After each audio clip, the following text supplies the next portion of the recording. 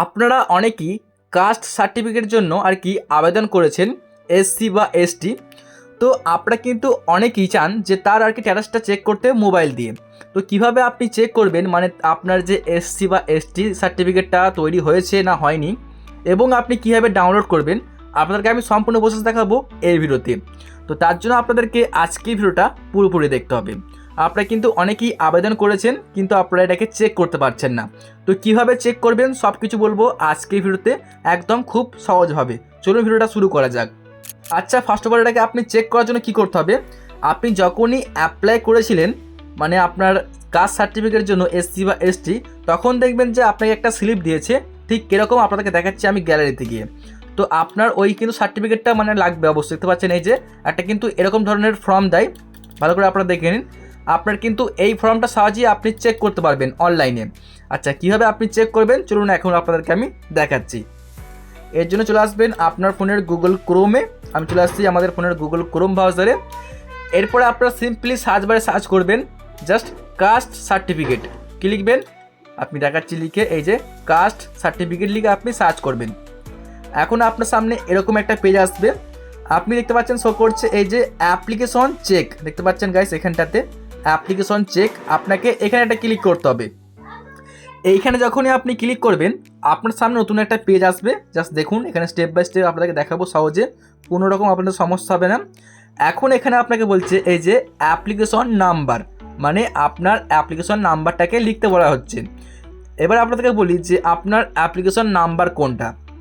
যখন আপনাকে একটা আর কি ফর্ম দেবে তখন দেখবেন যে এই ফর্ম দেখতে পাচ্ছেন শো করছে এই যে উপরে দেখুন এখানটাতে দেখতে পাচ্ছেন, এইটাই হচ্ছে কিন্তু আপনার এই আর কি নাম্বারটা দেখতে পাচ্ছেন এখানে অ্যাপ্লিকেশন নম্বর হচ্ছে আপনার এটা। এখন এই সম্পূর্ণটা দেখে দেখে আপনাকে ওই জায়গায় লিখতে হবে, ঠিক আছে? তো আপনি লিখে দেবেন। তো আমি এটা পুরোপুরি লিখে দিই, তারপর আপনাদের বলছি যে কি করতে হবে, ঠিক আছে? তো আমি লিখে নিচ্ছি জাস্ট। তো এখানে আপনারা দেখতে পাচ্ছেন আমার কিন্তু সম্পূর্ণ অ্যাপ্লিকেশান নাম্বারটা লেখা কমপ্লিট। আপনি পুরো দেখে দেখে লিখবেন। লেখার পর দেখতে পাচ্ছেন এই যে সার্চ বাটনটা, আপনি এই সার্চে ক্লিক করবেন। ওকে, আমি এখানে ক্লিক করার আগে যা করবো এটাকে কপি করে নিচ্ছি, কারণ পরবর্তীতে লাগবে যখন আমরা ডাউনলোড করব। তার জন্য আমরা এখানে এই নাম্বারটা দেওয়ার পরে সার্চে ক্লিক করব। আচ্ছা, এখানে দেখতে পাচ্ছেন সার্চ করার পরে দেখাচ্ছে কি দেখতে পাচ্ছেন অ্যাপ্লিকেশন নাম্বার এবং তার নাম দেখাচ্ছে উৎপল কৈবর্ত।